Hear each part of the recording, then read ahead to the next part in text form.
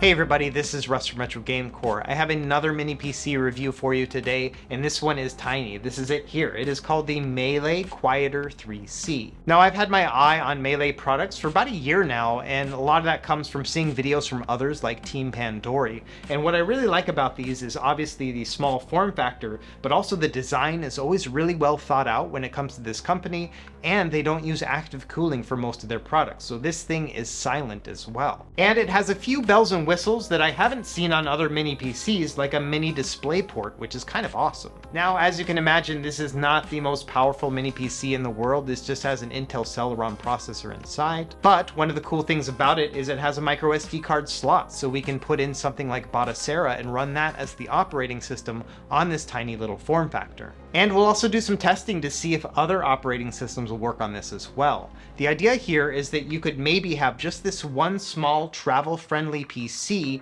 and then you could load up different operating systems on it depending on what you want to do. Use it for gaming or something else. And so I think there's just a lot of potential when it comes to a small form factor PC like this. After all, it's about the size of a battery pack, so it's very travel friendly. On top of that, it uses a USB-C power input, so if you are already using something like a laptop that uses that, you can just use the same plug, you don't have to use two. So in that sense, this would be a very travel friendly companion. Anyway, we'll do my typical mini PC review stuff. We'll tear it down, try out all sorts of different games and operating systems on it, and see how everything goes. And so without any further delay, let's jump into it.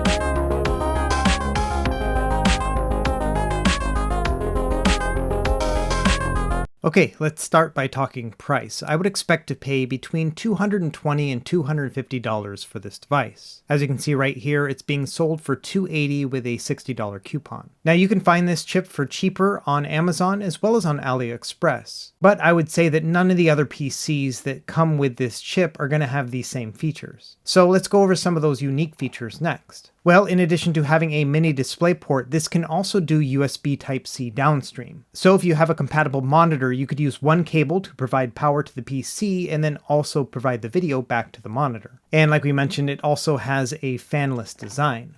Now, the specs are kind of hard to read. They're covered by a sticker, so 1 second. All right, that's better. And so you can see here, Windows 11 Pro N5-105 chip with onboard graphics, 8 gigs of RAM, 256 gigs of storage, and it also has Wi-Fi 6 and Bluetooth 5.2. On the side, it has 3 USB 3.0 ports, and then in terms of video, we have that mini DisplayPort, Type-C port, and then also an HDMI as well, all 4K 60 Hz. It also has a headphone jack and an M.2 slot for an additional SSD, as well as that micro SD card slot. So none of these features are unique to any mini PC other than that mini DisplayPort, but it's kind of cool that they're all here on something so small. So let's go ahead and do an unboxing real quick. It has a quick start guide, which will label some of the available ports, and then also some connection options too. Further inside, we have a VESA mount, which is about the same size as the device itself. And then we have a 24-watt USB-C power adapter. This came with the usual North American plug, but they also have another one here. I'm pretty sure this is from Antarctica. And finally, we have some VESA mount screws, as well as a thermal pad, which I think is for that additional M.2 slot.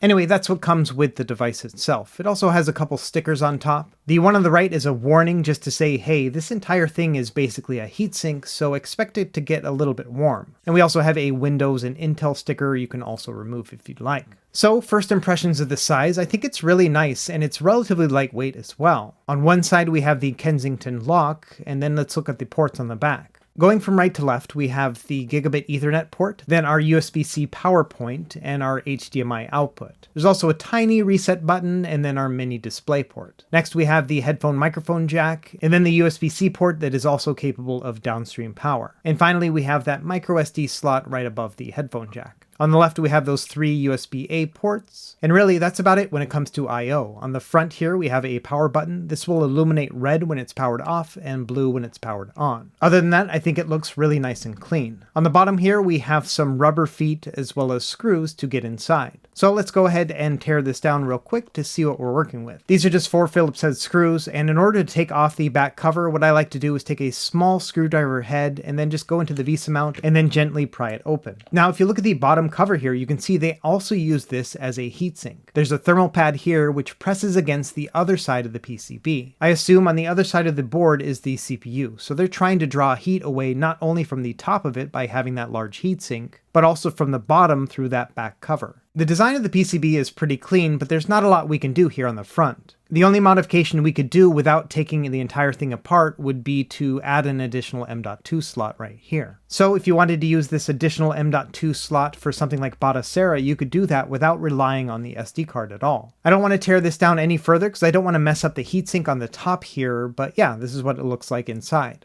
Finally, let's do a couple quick size comparisons. We'll start with some Kerrygold butter. As you can see, it's a little bit wider and longer than some butter, but about half the thickness altogether. I would say this is a very pocketable device. It's about the size of a 2.5-inch hard drive enclosure. Here it is compared to an Xbox Series controller. Yeah, this thing is super tiny. Here's a look at what it looks like on a desktop environment. And yeah, it feels more like I have a hard drive on my desk than an actual computer. Now, as you'll see in this video, I'm going to do a lot of game testing here, so not so much when it comes to just regular Windows operations. But I will say that when it came to just, internet browsing, taxes, things like that, it was super clean and easy. Now, the 8 gigs of RAM are not expandable on this, so you are stuck with 8. And honestly, I think it would perform a little bit better with 16. But at the end of the day, I did find the 8 gigabytes here and Windows 11 to be completely functional when it comes to lightweight PC use. So let's do a quick look at the internals. As you can see here, yes, it's running the N5-105 chip, and like I said, 8 gigs of RAM and Windows 11 Pro. Going into core temp here, you can see that the CPU temperature hovers around 52 degrees Celsius when at idle, and the power draw here is going to hover between 2 and 3 watts altogether. Now, if we throw a CPU power test here, like through Prime 95, you can see at 100% load, the temperatures do go up quite a bit. But at max, I saw them get to around 75 degrees Celsius, so still very cool. However, I do suspect that they are using some heavy thermal throttling to keep the temperatures low. For example, the TDP is rated for 10 watts, but it rarely got above 8. And so my guess here is they are holding back on the CPU performance in order to keep those temperatures low. Either way, all the testing that I'm going to do here is going to be with the default power profile here between 8 and 10 watts of usage. So let's get started with my PC game testing. We're going to start with the most lightweight games and work our way up from here. By default, I will use a 1080p screen resolution and the default settings if they work at full speed. And for the most part, a lot of these really lightweight games played absolutely no problem with 60 frames per second. So if you're looking to play some indie PC games, this should work rather well, especially if you stick to 2D games. And really, I think this is the exact spot where this device is going to shine the most. If you think about it, there are some high-end Android boxes, things like the Nvidia Shield TV Pro, which will actually give you about the same amount of emulation performance between these two. But of course, the Shield TV Pro isn't going to be able to play lightweight PC games like this. And so specifically at this price point, this is where this device is going to shine. For about $220, you're going to have a lightweight PC that is capable of these indie-style games. Now, of course, being a dual-core CPU, it is going to have a ceiling, and that ceiling is rather low when it comes to PC gaming. And even recent entries into the platformer genre, things like Ori and the Will of the Wisps, even at 720p settings at the lowest settings possible, it is struggling to play at a playable frame rate, and it kind of looks terrible anyway. So I would not call this game playable. I did find a couple 3D-based games that if you added a 30 frames per second cap and then also pushed down the settings to 720p low, they work just fine. So something like Tomb Raider or Fallout New Vegas, those will be fine if you cap it to 30 frames. And some of those older first-person shooters, things like Half-Life 2 or the first Portal, these will work fine too. But if you try to start pushing things to a bit higher of a spectrum, even if you crank down the settings as low as it can be, it's still not going to be playable. A good example here would be something like Skyrim Special Edition or Grand Theft Auto 5. So when it comes to PC gaming, yes, this is great for 2D platformers, especially those that are more lightweight. But I would not in any respect call this, say for example, a gaming PC. It's really just a very small form factor PC that happens to play quite a few games. So now let's talk about Windows-based emulation. We're going to start with RetroArch with some of the easier to play systems and work our way up from here. We're going to start with Arcade with MAME 2003 Plus today, and that's mostly because I do think with this small form factor, it would work pretty well in an arcade cabinet. And so yeah, this works like a champ when it comes to arcade gaming. All the way up through Killer Instinct works fine. Even the first Tekken game played at full speed. Now unfortunately on this specific core it doesn't have any sound, but you get the drift. Moving over to home console systems, as expected, there will be no problem here all the way up through the 16-bit era. So if you wanted to have a small portable NES or Super Nintendo machine, this is going to work great. But of course you could find like an Android TV box for about $50 that could do the same thing. So let's really push it to its limits. We're going to start with PS1 first. We're going to bump it up to a 5x resolution, which is 1080p. And as you can see, absolutely no problem with any PS1 game I threw at it. So if you're looking for some high-res PS1 gameplay, this is going to work great. Let's try something a little bit harder like Nintendo 64, also bumped up to 1080p resolution using the RetroArch Movement 64 Plus core. And same story here, every single game I threw at it at a 1080p resolution played absolutely fine. So this is going to be more than capable for upscaled Nintendo 64 as well. For Sega Saturn, I'm using the Beetle Saturn core within RetroArch, which does not have any upscaling but is very accurate and works really well. And as you can see here, most of the games are running very close to 60 frames per second. Even the games that would dip below 60 frames per second, like Die Hard Arcade or Sega Rally Championship, it was still really smooth as I was playing them. If I didn't see the frames per second on the top left, I wouldn't even have noticed. So yeah, I think this is totally capable of Sega Saturn too. Moving over to Sega Dreamcast, this is also going to be upscaled to 1080p, and I also added some widescreen cheats as well. I thought it was kind of cool to be able to see so much of the screen at once, but again, just like with the other systems, 1080p no problem whatsoever. Even the hardest to run games like NBA 2K2 were playing like a dream. And so yeah, no problem here when it comes to Sega Dreamcast. The last system at this kind of middle tier of emulation is the Sony PSP. This one I'm also running at 1080p or 4x resolution, and 99% of the games played just fine at 1080p. So again, if you're looking for a good PlayStation Portable, this is going to be great. Of course, we always got to do the God of War test, and this one unfortunately only ran at full speed or very close to it at a 2x resolution. So not quite perfect when it comes to the entire console of PSP, but for the most part, yeah, this is going to be great. One more handheld system to check out is Nintendo 3DS. I played a few games at a 2x resolution and they played pretty well. They weren't getting a solid 60 frames per second, but I would still say the gameplay is quite smooth. You could bump it down to a 1x resolution, but unfortunately at a 1x resolution things get pretty muddy. To give you an example, here is Mario Kart 7 running at a 2x resolution, and as you can see it's nowhere near at full speed. So if we drop it down to a 1x resolution, the frame rate does improve, but not quite playable still in my book. So I would say comfortably maybe half of the 3DS catalog is going to be playable, but many of them you may have to drop down to a 1x resolution. Long story short, I wouldn't buy this for 3DS emulation, but you might be surprised at what it can play. Okay, now let's move over to Nintendo GameCube. Now some games will actually run at a 3x resolution, which is 1080p. But to be honest, this is going to be few and far between. I would say maybe 20% of the catalog can play at 3x. And I would say for about half of the catalog, you can play them at a 2x resolution with no problem. This is mostly going to be reserved for those middleweight to lightweight GameCube games. When you start moving things up to the top 25%, you're probably going to have to drop it down to a native resolution. For example, Metroid Prime plays pretty well at a native resolution. It will dip down here and there, but I could see myself playing through this game at a native resolution on this PC. Now those top-end games, things like F-Zero GX or Rogue Squadron 2, forget about it. They're not even going to play at around 45 frames per second. So these games aren't going to be playable, but most of the catalog will. And it's a very similar story when it comes to PS2. There's going to be about 10%, maybe 15% of games that will play at a 3x resolution or 1080p, and probably another 25% that will run at a 2x resolution no problem. If I had to compare the two, I would say that fewer games play at a 2x resolution on the PS2 than they do on the GameCube. But a decent amount of them will play at a native resolution no problem. Things like Grand Theft Auto 3 and even the first God of War are playable at a native resolution.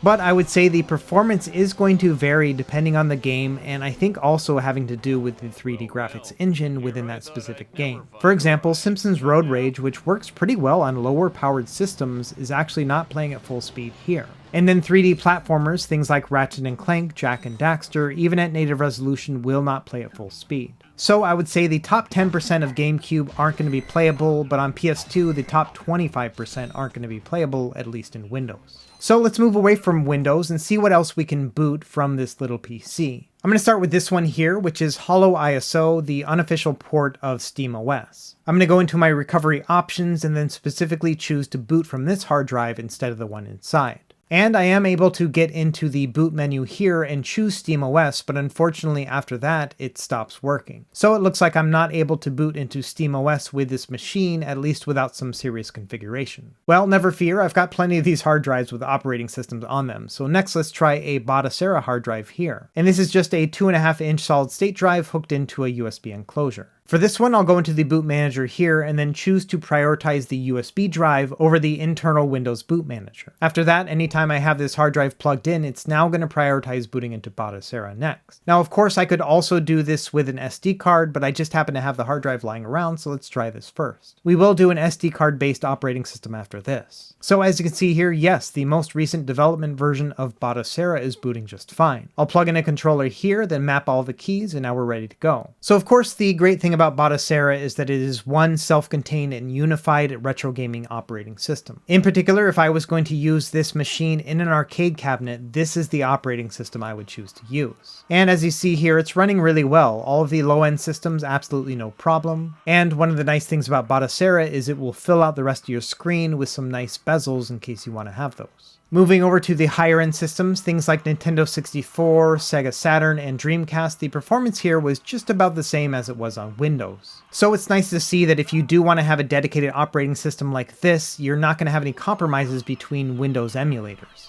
In fact, one of the systems actually played better than it did on Windows, and that was PSP. If you remember, on Windows, most of the games played at 1080p, but some others, like God of War, only did a 2x resolution instead. Well, I'm happy to report that God of War Chains of Olympus actually works at a 3x or 720p resolution too. So this is one step higher than it would perform on the Windows side. Now, moving over to GameCube, the performance here was a little bit worse than it was on Windows. And so rather than try to figure out per game configurations for each of these games, all I did here is just set it to a native resolution and then just see what I could play. And so the performance here on native resolution probably gave me access to about 80% of the games at full speed. So in reality, that's a few games that aren't going to play at full speed that would on Windows, but still the vast majority are going to be playable on here. I'm not quite ready to say this is a 100% GameCube machine because other games like F-Zero GX are still not playable, but if you want to play most GameCube games, this is a pretty safe bet. And same story with PS2. I kept this at a native resolution across the board, and again, probably maybe 60-70% of games were playing at full speed. So not quite as good as GameCube, but pretty darn close. I would say the upper tier of what was still playable to me was the first God of War game. But unfortunately, regardless of graphics backend that I would try, I could not get Ratchet & Clank to play at full speed. Now, just to round out the entire experience, I did try a couple other systems. Here is the original Xbox. And while it is saying that it has a pretty good frame rate here on the bottom right, you can see the gameplay itself is really jittery and kind of weird. It almost feels like it's skipping frames, and yeah, it's not a great experience.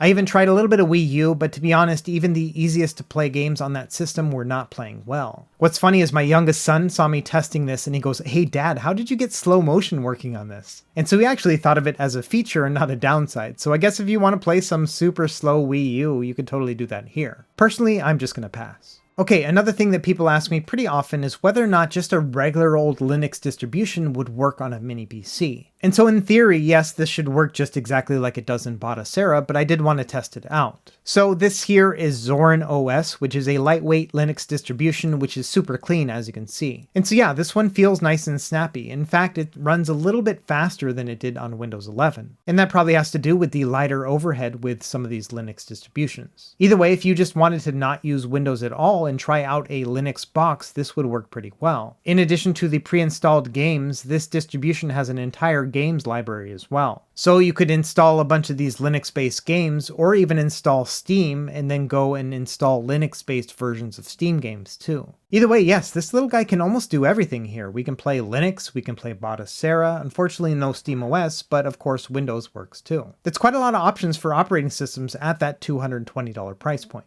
Okay, so that's what the Quieter3C can do. Let's actually talk about what I think about it now. And honestly, there's quite a lot to like about it. We'll start with that. Number one, this thing is ultra portable. I love the fact that it's so small you could really take it anywhere with you. I used to do a lot of traveling when I was in the military, and I would have loved to have had something like this to be able to plug into my hotel room TV. Next, I love the fact that there is no active cooling here, that it runs silent. In fact, there are quite a lot of features on here that are unique and super cool. Being able to use USB-C to power it on is awesome, and it's great that it has a microSD card slot in case you want to add additional operating systems and boot from that. Or of course, you could just use that microSD card for extra storage. I think when it comes to performance, we saw some decent 2D PC gaming, but don't expect more beyond that. And also emulation on systems all the way through PSP are just about perfect. Overall, I think this is probably one of your best bets in the affordable range when it comes to a mini PC that can do retro gaming in Batocera. But of course, it's not perfect, and so let's talk about some of the things I don't like about it. It's a little bit frustrating that it can't do 100% of PS2 and GameCube games. Now don't get me wrong, I think it's super cool that it can play 75% of those games, but I don't know what it is, but sometimes I just really want to play those top tier games, and it's frustrating that you can't on this PC. I also feel that the thermal throttling profile here is a little bit aggressive. I almost feel like it could go up a little bit higher when it comes to temperature, and then we could get better performance. Obviously, the engineers who worked on this product probably thought all this through, and so I wasn't really comfortable in maxing out the TDP just in case. Either way, that thermal profile does feel a little bit limiting. I also wish that there was at least one USB-A front port here on the device. It'd be nice to just be able to plug in a controller right then and there. And finally, even though $220 is a pretty affordable price point when you're talking about a PC, it's still a relatively premium price for this specific chipset. If you wanted to scrape the bottom of the barrel with this chip, you could find mini PCs for about $175 and sometimes even cheaper. And so this mini PC does have a $40 or $50 price difference between the low end of the spectrum to this one here. And so really it's going to be up to you whether or not these additional features, mini DisplayPort, having that USB-C downstream, and just the really nice form factor are going to be worth it to you. At the end of the day, I was really looking forward to testing out this mini PC, and I gotta say I was not disappointed. The sheer amount of thought that went into the features here when it comes to the display options, as well as things like the non-active cooling, are super cool, and they also differentiate this product from others. I almost feel like among their peers in this affordable space, this one is kind of at that higher tier. I mean, just look at how small this thing is. For example, the RG353, which is a device I just reviewed last week, is really about the same size, and I marveled at how compact and portable that thing was. The fact that we have a PC at that same size that can perform much better than that is kind of mind-blowing. Obviously it's apples and oranges, one of them has a screen, the other one doesn't, but all the same, I kind of love this little PC. Anyway, that's about it for this video. Thanks to MeLE for sending this review unit out, and as always, thank you for watching. Be sure to like and subscribe if you found this helpful, and we will see you next time. Happy gaming.